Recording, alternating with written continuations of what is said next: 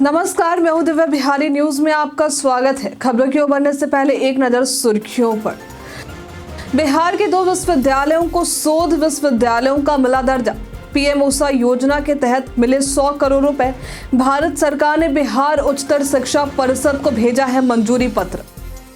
खराब प्रदर्शन करने वाले छात्र आगे की कक्षा में नहीं होंगे प्रमोट। ई ग्रेड आने पर बच्चों को देनी होगी विशेष परीक्षा। बच्चों की बेहतरी के लिए लिया गया है ये फैसला। भारतीय भवन की नकली किताबों पर कसा शिकंजा। किताब छापने वाले गिरोह पर पुलिस की छापेमारी। अन्य गिरोहों की तलाश में लगी है पुलिस। रेलवे भर्ती बोर्ड परीक्षा के मद्देनजर स्पेशल ट्रेन का हो रहा संचालन। गया और रांची के बीच संचालित हो रही परीक्षा स्पेशल ट्रेनें। परीक्षार्थियों को परीक्षा केंद्र पर पहुंचने में मिलेगी मदद। मेलबर्न के प्रेस कॉन्फ्रेंस में भारतीय कप्तान ने मीडिया को दिया जवाब। कोहली की कमजोरी पर जानिए क्या कहा रोहित ने। युवा खिलाड़ियों पर भी दी अपनी राय। चलिए बढ़ते हैं शाम तक की बड़ी खबरों की ओर विस्तार से। पीएम ऊषा योजना के तहत बिहार के 2 विश्वविद्यालयों को मिले हैं 100 करोड़ रुपए। बिहार के पटना विश्वविद्यालय और ललित नारायण मिथिला विश्वविद्यालय दरभंगा को शोध विश्वविद्यालयों का दर्जा मिल गया है। आपको बता दें कि पूरे देश में ये दर्जा 35 विश्वविद्यालयों को मिला है, जिसमें बिहार के 2 विश्वविद्यालय भी शामिल हैं। भारत सरकार ने इस मंजूरी पत्र को बिहार उच्चतर शिक्षा परिषद को भेज दिया है। दोनों विश्वविद्यालयों को प्रधानमंत्री उच्चतर शिक्षा अभियान यानी पीएम ऊषा के तहत 100 करोड़ रुपए मिलेंगे, जो बुनियादी ढांचे, अनुसंधान सुविधाओं, स्मार्ट क्लासेस और अन्य शैक्षिक गतिविधियों पर खर्च किए जाएंगे। इसके अलावा बिहार के 3 अन्य विश्वविद्यालयों को पठन पाठन के लिए 20-20 करोड़ रुपए मिलेंगे। राज्य के 15 कॉलेजों को उनकी आधारभूत संरचना सुधारने के लिए 5-5 करोड़ रुपए की राशि स्वीकृत की गई। दिल्ली में रेरा बिहार से रूबरू अभियान की हुई शुरुआत। भू संपदा विनियामक प्राधिकरण रेरा ने दिल्ली में रेरा बिहार से रूबरू अभियान की शुरुआत की है। इस अभियान का उद्देश्य घर खरीदारों और प्रमोटरों को रियल एस्टेट विनियमन के महत्व से अवगत कराना है। इस कार्यक्रम में रेरा बिहार के अध्यक्ष विवेक सिंह ने घर खरीदारों को सलाह दी है कि वे बिहार में किसी भी रियल एस्टेट परियोजना में निवेश करने से पहले पूरी जांच करें। रेरा के पूर्व अध्यक्ष नवीन वर्मा ने सकारात्मक बदलावों की सराहना की, जबकि डिविजनल कमिश्नर कुंदन कुमार ने प्रमोटरों के लिए रेरा की रैंकिंग प्रणाली के लाभों को बताया है। इस अभियान के तहत नागरिकों को फ्लैट या जमीन खरीदने से पहले जांच पड़ताल करने की सलाह दी गई है और रियल एस्टेट परियोजनाओं के पंजीकरण से संबंधित जानकारी दी गई है। भारतीय भवन की नकली किताबें छापने वाले गिरोह का पर्दाफाश। पटना पुलिस ने पीर बहोर थाना क्षेत्र में बीएम दास रोड पर एक प्रिंटिंग प्रेस पर छापा मारा है। छापेमारी के दौरान भारतीय भवन की नकली किताबें छापने वाले गिरोह का पर्दाफाश हुआ। पुलिस ने लाखों रुपए की नकली किताबें जब्त की हैं और इस मामले की जांच जारी है। भारतीय भवन के अधिकारियों को शिकायत मिल रही थी कि उनके नाम से नकली किताबें छापी जा रही हैं और बाजार में बेची जा रही हैं। जांच के दौरान अधिकारियों ने बबलू पुस्तक भंडार से एक नकली किताब खरीदी, जो असली किताब से हूबहू मिलती थी। इसके बाद पुलिस ने त्वरित कार्रवाई करते हुए दुकान मालिक बबलू और कर्मचारी सनी को गिरफ्तार कर लिया है। पुलिस अब गिरोह के अन्य सदस्यों की तलाश कर रही है। रेलवे भर्ती बोर्ड परीक्षा के मद्देनजर परीक्षा स्पेशल ट्रेन का संचालन। रेलवे भर्ती बोर्ड द्वारा आयोजित टेक्नीशियन पद की परीक्षा के मद्देनजर रेलवे ने गया और रांची के बीच परीक्षा स्पेशल ट्रेन चलाने का फैसला लिया है। ये ट्रेनें कोडरमा, गोमो, धनबाद, बोकारो, स्टील सिटी और मुरी जैसे प्रमुख स्टेशनों पर रुकेगी, ताकि अधिक से अधिक परीक्षार्थी इसका लाभ उठा सके। ट्रेन के शेड्यूल के अनुसार रांची गया परीक्षा स्पेशल ट्रेनें 08-602 आज रात 11:45 पर रांची से चलेगी और 25 दिसंबर को सुबह 8:30 बजे गया पहुंचेगी।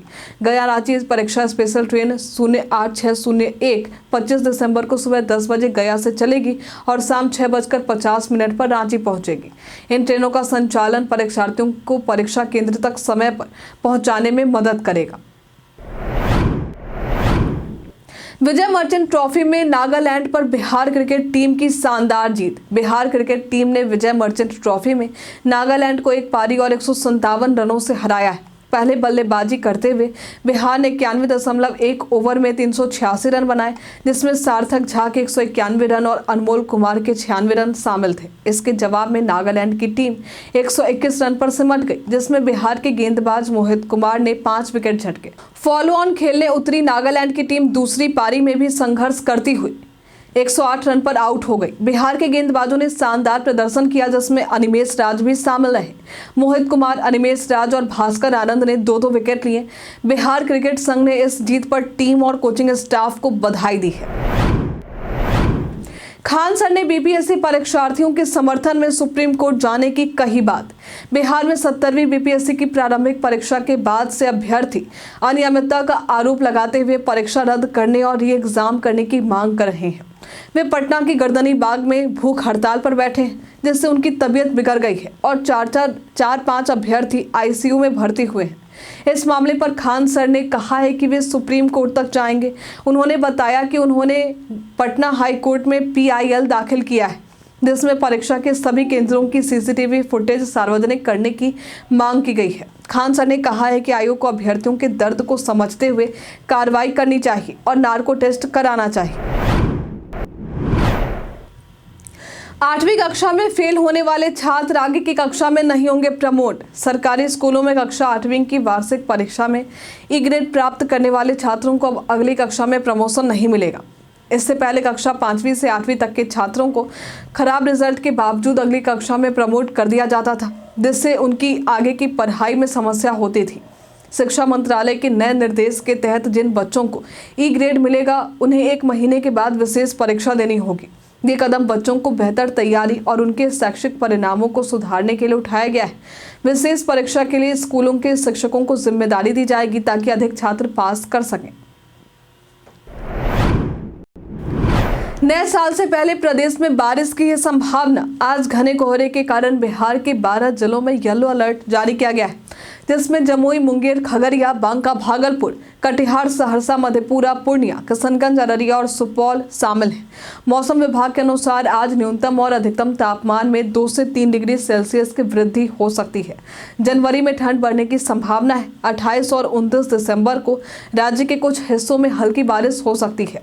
27 दिसंबर को पश्चिमी विक्षोभ सक्रिय होगा, जिससे कुछ जिलों में बारिश की संभावना है। अगले 3 दिनों तक पूर्वी बिहार में घना कोहरा और अन्य हिस्सों में हल्का कोहरा रहेगा। बिहटा एयरपोर्ट के रनवे अधिग्रहण पर जल्द होगा निर्णय। बिहटा एयरपोर्ट के रनवे विस्तार के लिए भूमि अधिग्रहण पर जल्द निर्णय होगा।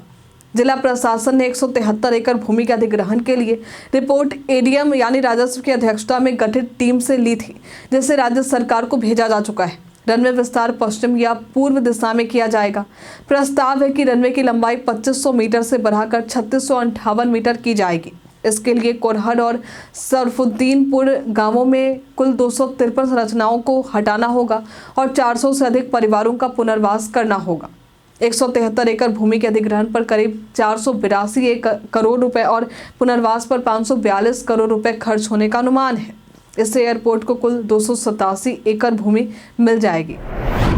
बीपीएससी की 13 दिसंबर को ही परीक्षा को रद्द कराने के लिए कई अभ्यर्थी गर्दनी बाग में धरना प्रदर्शन कर रहे हैं। इस प्रदर्शन को लेकर प्रशासन ने आरोप लगाया है कि अधिकांश प्रदर्शनकारी असली परीक्षार्थी नहीं है, वे अफवाह फैलाकर छात्रों को उकसाने का प्रयास कर रहे हैं। इस दौरान कुछ उपद्रवियों ने गर्दनी बाग अस्पताल में तोड़फोड़ की और चिकित्सकों से बदसलूकी की। इस मामले को लेकर जिलाधिकारी ने कहा है कि अफवाह फैलाने वाले और विधि व्यवस्था बिगाड़ने वालों के खिलाफ सख्त कार्रवाई की जाएगी। सांसद पप्पू यादव ने भी परीक्षा में धांधली के आरोप लगाए और एग्जाम करने की मांग की। पुलिस ने इस मामले में 2 आरोपियों को गिरफ्तार किया है और अन्य की गिरफ्तारी के लिए जांच जारी है। पुलिस का कहना है कि कोचिंग संचालकों की संलिप्तता भी जांच हो रही है। 11वीं 12वीं तक के शिक्षकों का 5 दिवसीय प्रशिक्षण 27 दिसंबर तक चलेगा। बिहार बेस्ड असेसमेंट योजना के तहत कई शिक्षकों को शिक्षण कार्य में दक्ष बनाने के लिए प्रशिक्षण दिया जा रहा है। इस योजना का उद्देश्य शिक्षकों को कक्षा संचालन, पढ़ाने के तरीके, कॉपी मूल्यांकन, खेल खेल में पढ़ाई और विज्ञान आधारित विषयों को सिखाने की जानकारी देना है। शिक्षकों को इस प्रशिक्षण में अनिवार्य रूप से भाग लेना है। हालांकि बीमारी या प्रसव अवकाश पर रहने वाले शिक्षक इसमें शामिल नहीं हो पाए। नए बहाल शिक्षकों को भी प्रशिक्षण दिया जाएगा। अब तक 10 चरणों में कक्षा 1 से 12 तक के शिक्षकों को प्रशिक्षित किया गया है और कक्षा 11 से 12वीं के शिक्षकों का 5 दिवसीय प्रशिक्षण 27 दिसंबर तक जारी रहेगा। ट्रेडिंग के नाम पर राजधानी पटना में कई लोग साइबर ठगी के शिकार। पटना में पिछले 2 दिनों में 40 से ज़्यादा साइबर ठगी के मामले सामने आए हैं, जिसमें ठगों ने 2.59 करोड़ रुपए की ठगी की थी। ठगों ने ज़्यादातर ट्रेडिंग के नाम पर लोगों को निशाना बनाया। इसके अलावा बिजली कनेक्शन और लड़की के बहाने भी ठगी की गई है। शास्त्री नगर के कृष्णा मोहन ओझा ने ट्रेडिंग के नाम पर 33.50 लाख रुपए कमाए। इसी तरह अन्य लोग भी ट्रेडिंग और क्रिप्टो करेंसी में निवेश के बहाने लाखों रुपए खो बैठे हैं। साइबर ठगी के कई तरीके जैसे loan app, credit card fraud, sextortion, OLX fraud और फेक प्रोफाइल फ्रॉड आदि प्रचलित है। इन मामलों में जांच जारी है। तेजस्वी यादव ने राजद के सदस्यता अभियान की समीक्षा की। नेता प्रतिपक्ष तेजस्वी यादव ने आरजेडी के सदस्यता अभियान की समीक्षा के लिए पार्टी कार्यालय में बैठक की। बैठक की अध्यक्षता तेजस्वी यादव ने की, जिसमें पार्टी के विधायक, पूर्व प्रत्याशी, जिलाध्यक्ष, प्रधान महासचिव और जिला प्रभारी शामिल हुए। आरजेडी का सदस्यता अभियान 19 सितंबर से शुरू हुआ था और 3 महीने में 40 लाख सदस्य बनाने का लक्ष्य था। अब इसकी समीक्षा की जा रही है। बूथ स्तर पर 2 सक्रिय सदस्य और 50 नए सदस्य जोड़ने की जिम्मेदारी नेताओं को दी गई थी। पार्टी ने 1 करोड़ नए सदस्य बनाने का लक्ष्य रखा है और सदस्यता शुल्क 10 रुपए तय किए गए। अपने जन्मदिन के अवसर पर परीक्षार्थियों के साथ धरना स्थल पर दिखे पप्पू यादव। आज पूर्णिया से निर्दलीय सांसद पप्पू यादव का जन्मदिन है। पप्पू यादव ने BPSC परीक्षा को फिर से आयोजित कराने की मांग को लेकर पटना में धरना प्रदर्शन दे रहे अभ्यर्थियों को अपना समर्थन दिया है। सांसद सोमवार रात धरना प्रदर्शन स्थल पर पहुंचे और अभ्यर्थियों के साथ रात भर बैठे रहे। उन्होंने बिहार सरकार से BPSC परीक्षा को रद्द करने और परीक्षा माफिया के खिलाफ सख्त कार्रवाई करने की मांग की है। पप्पू यादव ने कहा है कि ठंड में धरने पर बैठे बेटियों के समर्थन में वे घर नहीं बैठ सकते हैं। उन्होंने विपक्षी सांसदों और विधायकों से भी धरने में शामिल होने की अपील की है। BPSC 70वीं परीक्षा में गड़बड़ी के आरोपों के बाद परीक्षार्थी पूरे परीक्षा को रद्द करने की मांग कर रहे हैं। मेलबर्न में रोहित ने प्रेस कॉन्फ्रेंस में विराट को लेकर कही ये बात। मेलबर्न में प्रेस कॉन्फ्रेंस के दौरान भारतीय कप्तान रोहित शर्मा ने मजेदार अंदाज में पत्रकारों के सवालों का जवाब दिया है। अब विराट कोहली की ऑफ स्टंप के बाहर की गेंदों पर कमजोरी के बारे में पूछा गया तो रोहित ने कहा कि वे आधुनिक युग के महान खिलाड़ी और उन्हें अपनी समस्याओं का हल खुद खोजना होता है। रोहित ने कोहली का समर्थन करते हुए विश्वास जताया कि वे अपनी कमजोरी पर काबू पाएंगे। उन्होंने ये भी पुष्टि की कि वे बॉक्सिंग डे टेस्ट में खेलेंगे, लेकिन पोजीशन के बारे में नहीं बताया। इसके अलावा रोहित ने युवा खिलाड़ियों जैसे यशस्वी जायसवाल, शुभमन गिल और ऋषभ पंत की फॉर्म को लेकर भी अपनी राय दी और कहा कि वे सही दिशा में जा रहे हैं। बीते दिन हमारे द्वारा पूछे गए सवाल का आप लोगों में से बहुत सारे लोगों ने अपना जवाब हमें हमारे कमेंट सेक्शन बॉक्स में लिख कर दिया है।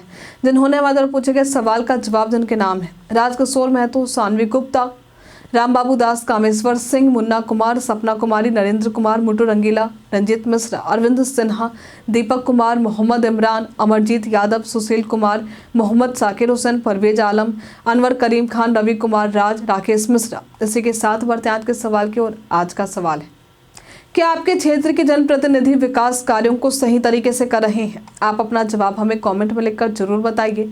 आज के लिए फिलहाल इतना ही। बिहार के तमाम खबरों के साथ बने रहने के लिए देखते रहे बिहारी न्यूज, और साथ ही अगर आप यूट्यूब से देख रहे हैं तो चैनल को लाइक करना और सब्सक्राइब करना। अगर आप फेसबुक से देख रहे हैं तो पेज को फॉलो करना ना भूलें। धन्यवाद।